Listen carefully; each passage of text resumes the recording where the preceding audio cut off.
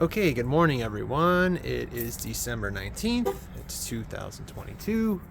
It is 10:35 a.m.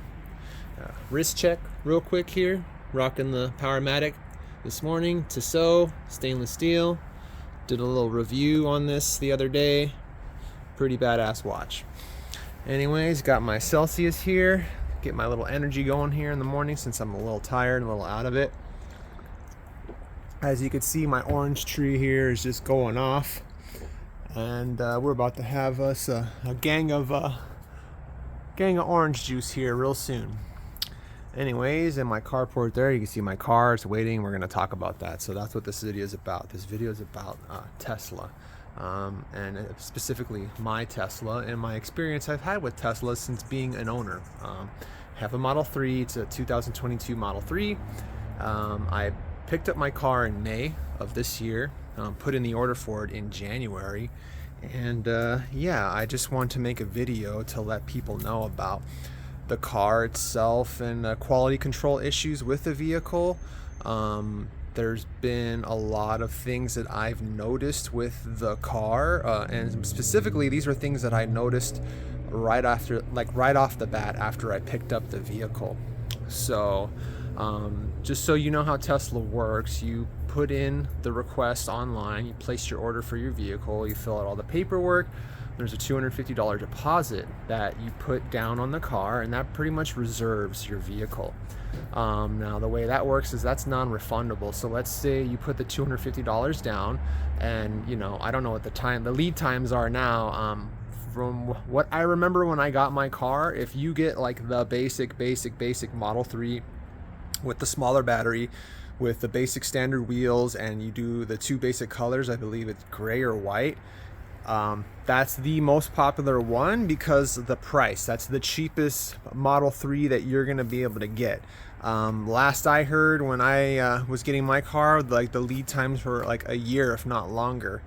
I'm sure now, because the state of California is changing their rules as far as new vehicles, and the state's going green, and gas prices are what they are. Currently they're like a little under $5 a gallon right now. When I got my car, they were almost $7 a gallon. So the demand for EVs was like super duper high, and specifically Teslas, the demand was like through the roof, which is why the lead times were so far out. Now, how I was able to get my car in such a short amount of time is because I upgraded my car.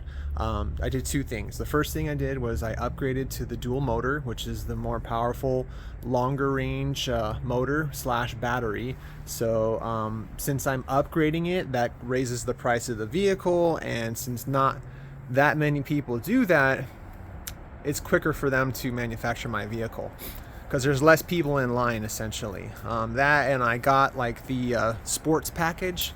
So I have the special 20-inch wheels. There's like a carbon fiber spoiler. The acceleration and brake pedals are like brushed stainless steel. I think really all that's it. And that whole sports thing is just mostly aesthetic, nothing more than that. So between those two things, the build time was 2 months for my car, so I got it pretty quick.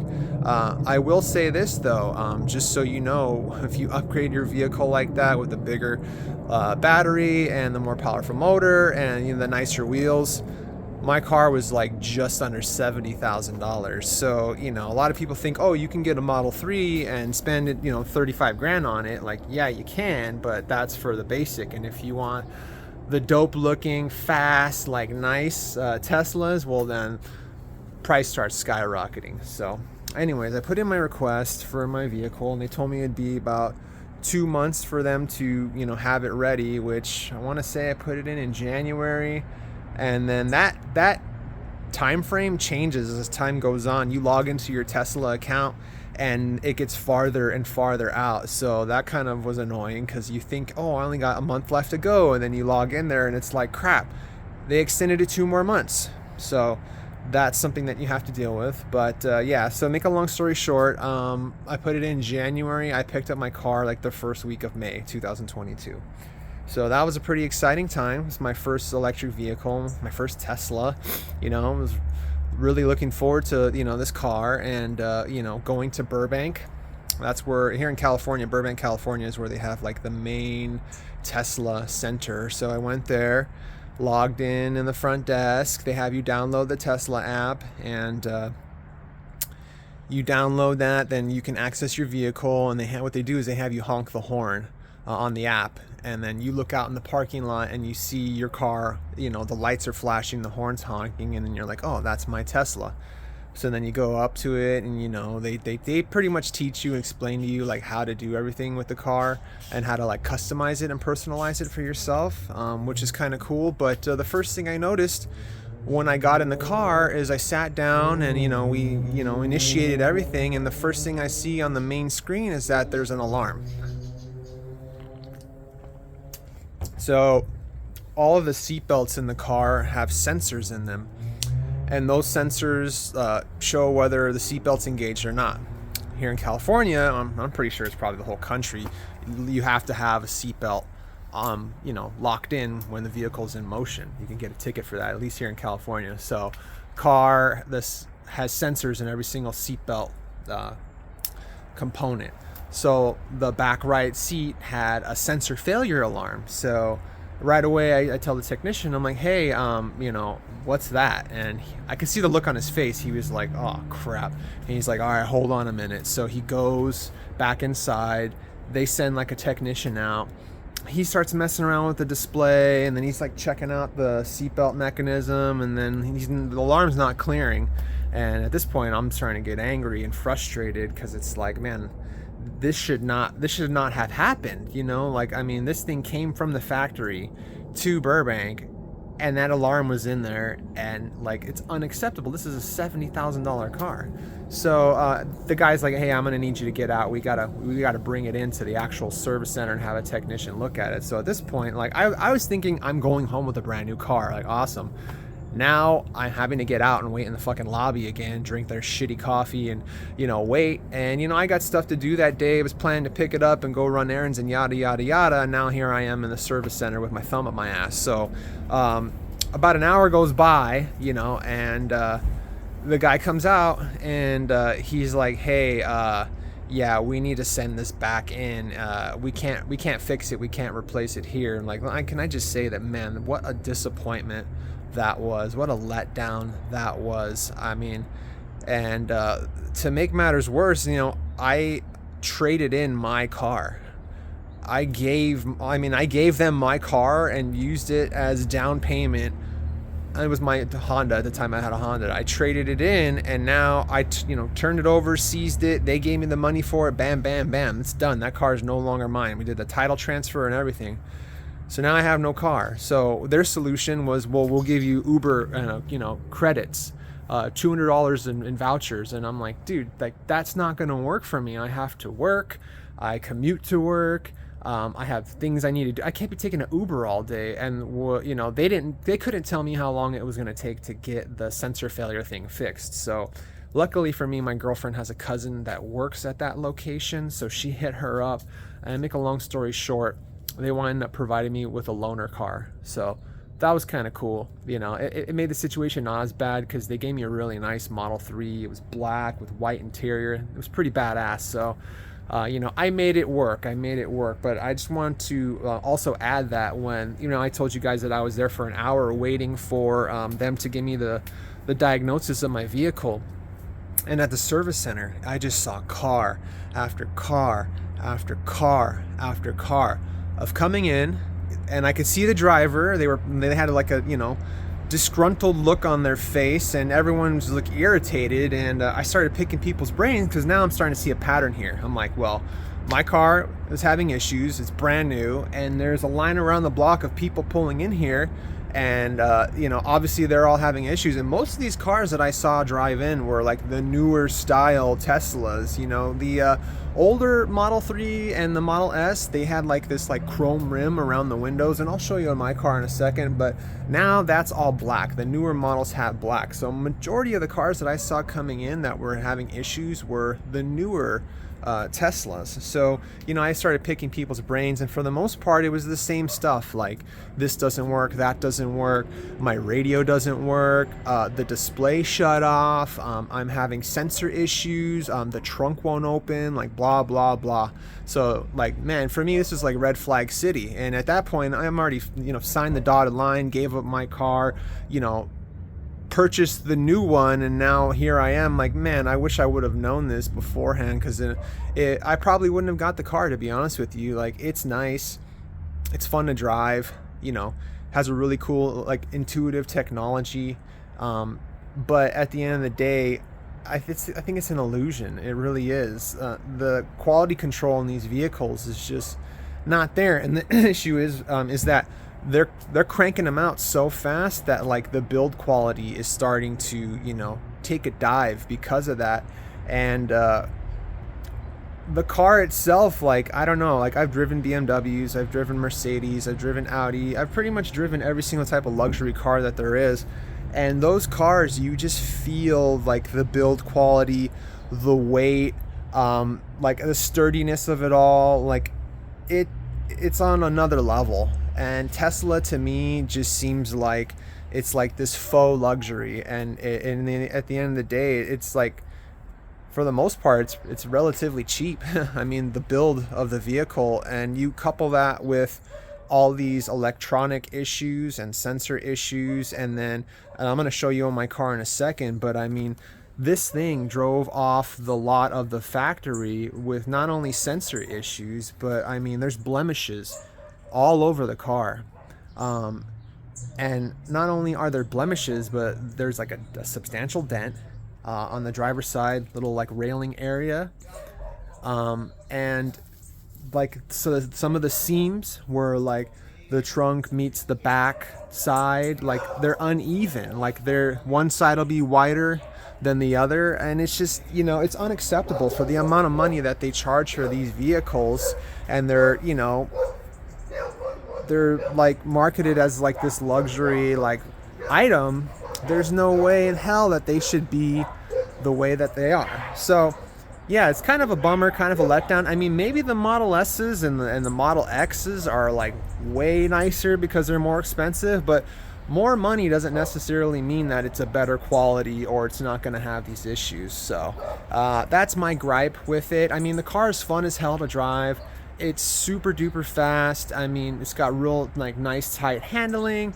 I really like that, like, you don't have to brake all the time. You just pretty much take your foot off the accelerator, and since there's no motor, there's no RPMs to like rev down, so the car, it's like a golf cart basically. The car just kind of stops on its own. So that's really cool. And I have this like regeneration with the braking, where like when you do brake, it repurposes the energy from you braking and puts it back into the battery. So, you know, there are things about it that are cool. I'm not trying to like totally shit on the car like 100%. Like, I like that since there's no motor, you have the frunk, you know, which is the trunk in the front, and that's cool. And because there's no motor, like, the cabin of the vehicle is very, very big, and when you fold down the seats in the back, you have a ton of room. I'm a musician, I gig, I have a bunch of gear, I have, you know, cabinets, heads, guitars, pedal boards, all these things. And when I fold down the seats in the back, I have plenty of room to fit all my gear, and I still have room in the front seat. So that's really awesome. I really, really, really like that. Yeah, the car is very spacious. And also, just for, you know, for bigger people out there, whether it's height or weight, my concern when I was checking out the car, when I test drove it, initially I was going to get the Model Y because I was like, you know, the Model 3 seems too small for me. But then when I went and I checked it out, you know, I'm 6'2", I'm 230 plus pounds, and there's plenty of room in that car. Leg room to spare, height, you know, the ceilings are higher. So yeah, you can be a bigger person and fit comfortably in a Model 3, although the one downfall to having a low profile vehicle like that is with taller people is I gotta like step down into it, and I gotta pull myself kind of up to get out of it. So that's one thing I don't like about having a lower vehicle, but because it is lower to the ground and the low profile tires, it's very stable, and it's very like tight to the ground. Like, yeah, it's fun to drive. I mean, if they could like resolve the quality control issues and not roll these things off the line with all these like dents and dings and blemishes and you know, and sensor issues, then, you know, I think people would like the vehicles more. I would have liked it a lot more, but because it has all those flaws and it costs so much money, this will most likely be my first and my last Tesla, honestly. So yeah, we'll see. We'll see. I mean, I have this thing for a while now. I leased it because, and the reason I leased this vehicle is because I've never owned an electric vehicle, and I wasn't sure if, you know, I'm gonna like it per se. And I would have hated to have bought the car, paying the full price for it, and not liking it, or having to deal with the headache of like, oh crap, I gotta charge, like I can't do road trips. So this was kind of like putting my toes in the water and testing it out. And I'm glad, especially now with the issues that I have had with it, I'm super glad that I didn't buy the thing. So anyways, yeah, that's my little story about Tesla. Let's go take a look at it.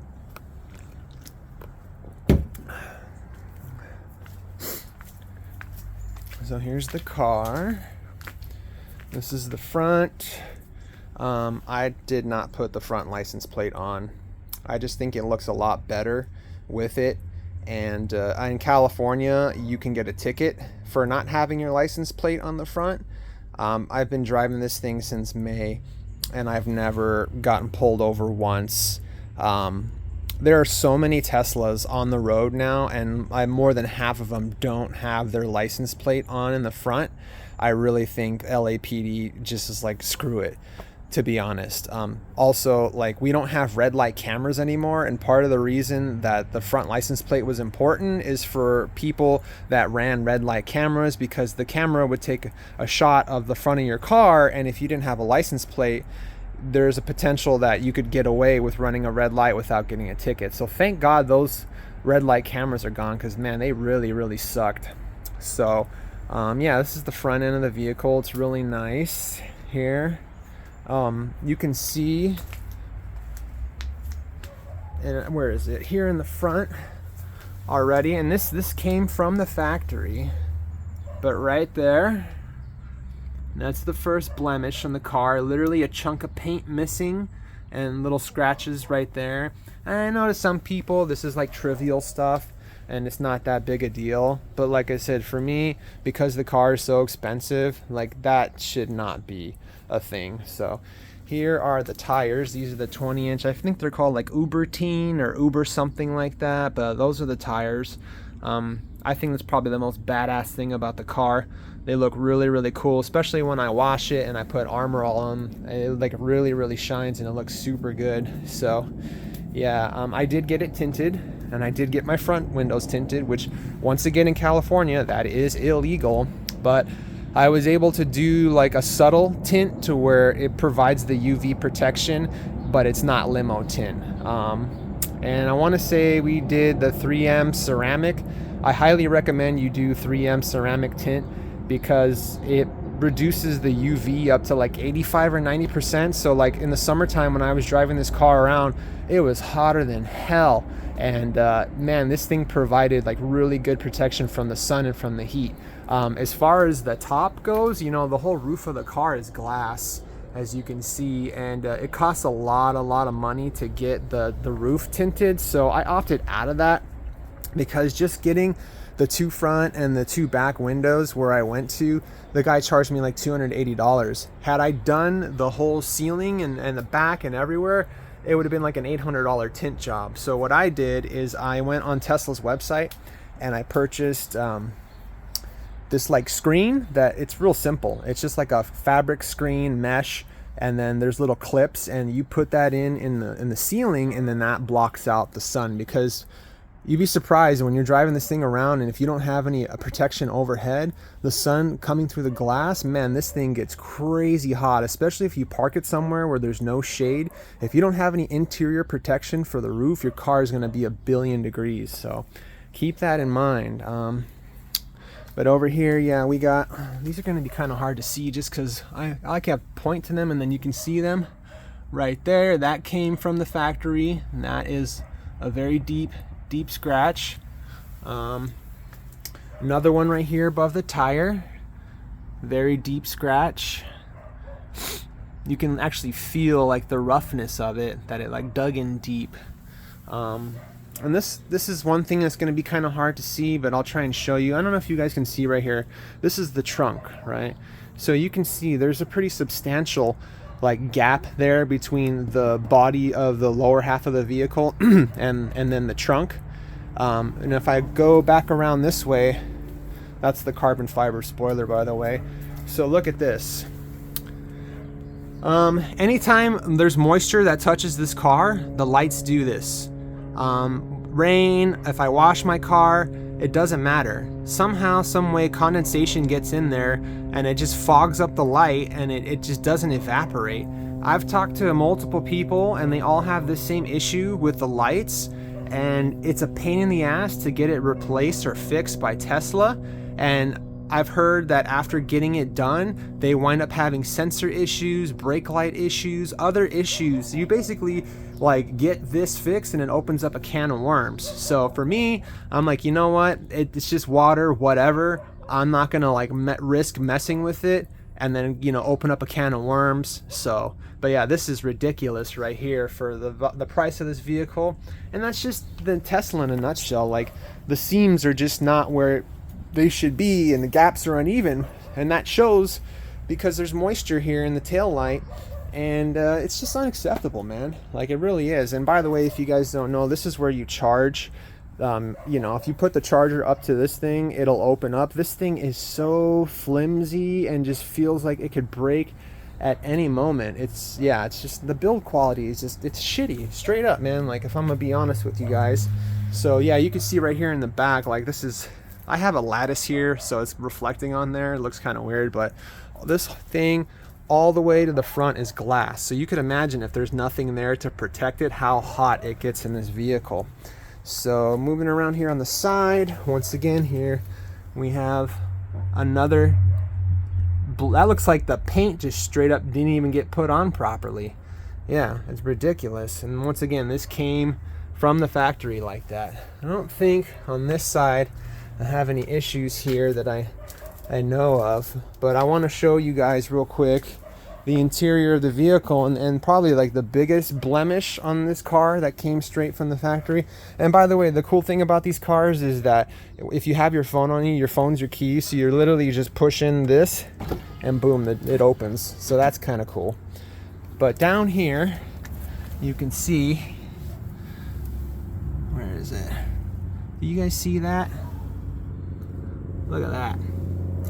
That is a pretty substantial dent in the frame. I mean, this part of the car that's pretty solid, and that thing is just crazy dented, and the paint's missing there. It looks like there's little claw marks in there. Like I don't know what would have caused that, but yeah, the car came like that straight from the factory. So yeah.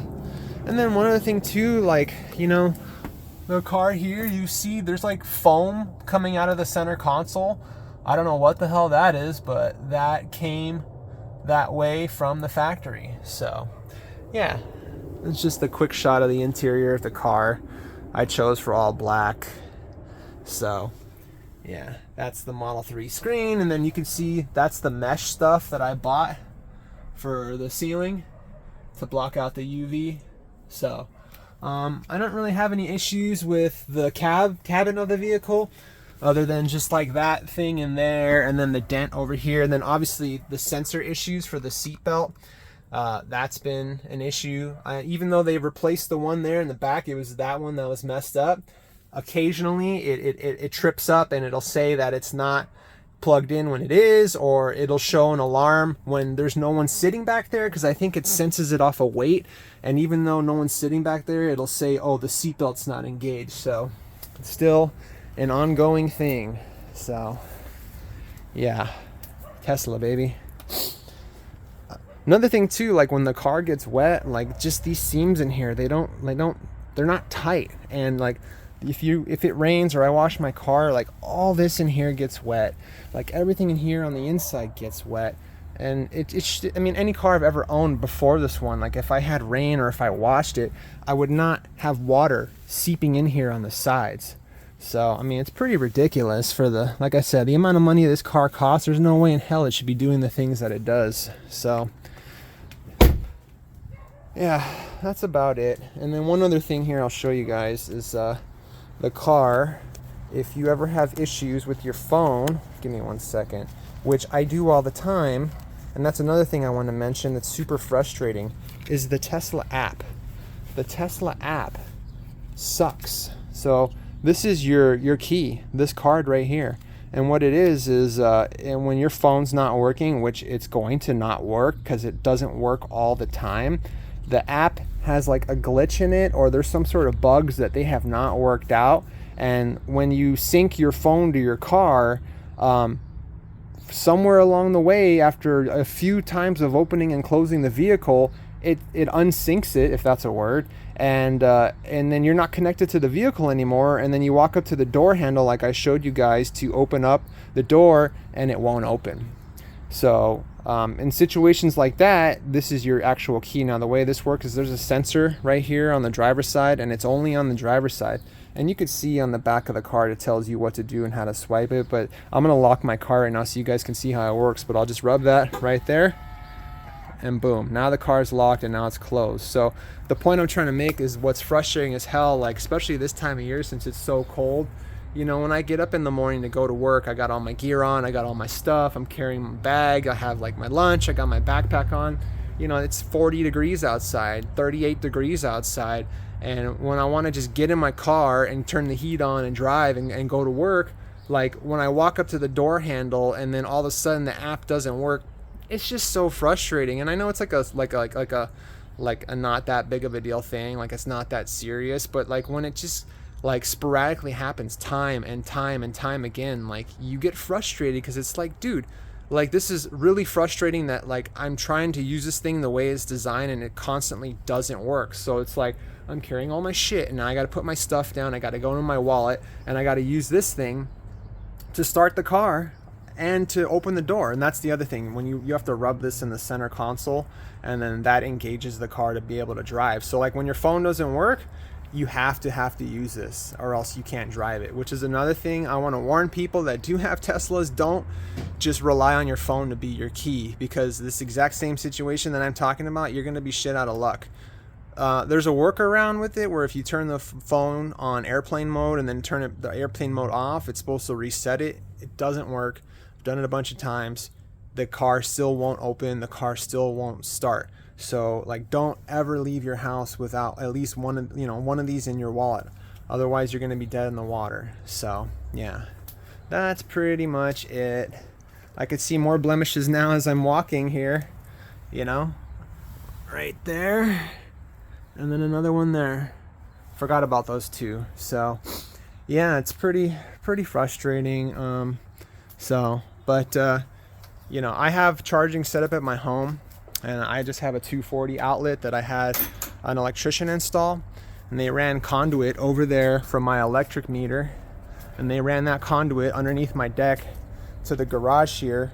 So I have a 240 outlet inside the garage, and with that 240 outlet, I'm able to charge my vehicle. I think I get 24 or 25 miles an hour charging. So to fully charge the battery, the range on this one's like 280. It takes like anywhere from 6 to 8 hours.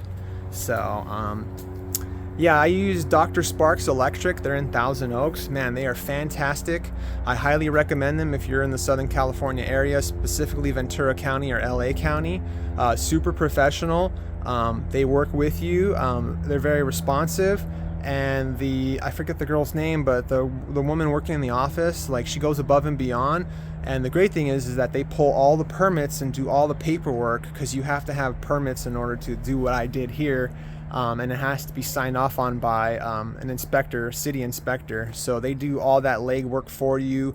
And their price, I mean, compared to everybody else that I got quotes from, their price was the lowest, and they were the most professional and did a really, really good job.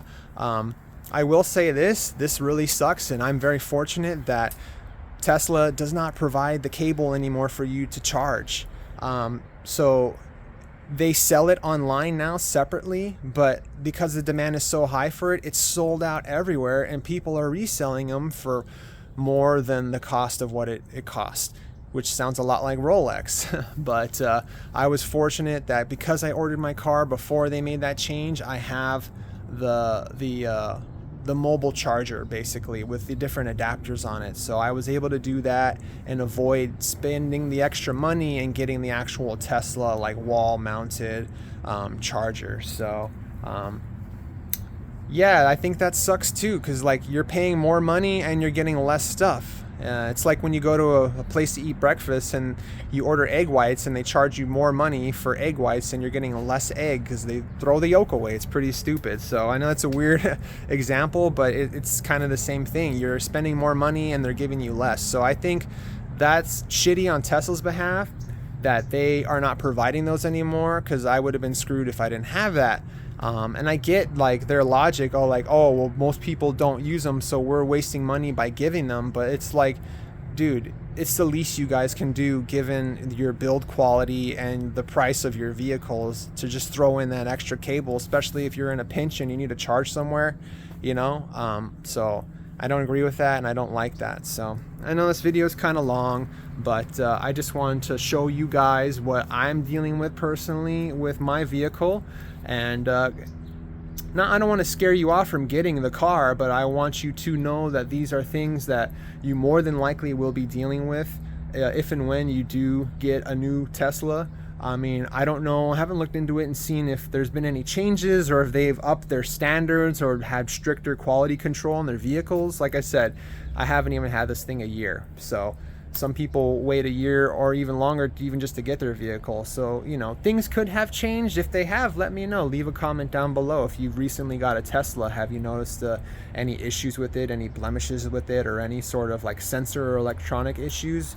And also, if you have an older Tesla, I'd like to know if you've had any issues with any of that stuff, the air conditioning not working or the radio or any sensor issues, because then that lets me know that this has been an ongoing thing since day one, instead of it just being a thing because the demand has skyrocketed and the build quality is plummeted. So anyways, that's it. Appreciate you guys always watching my videos, and I'll have more content coming soon, and that's it. Take care.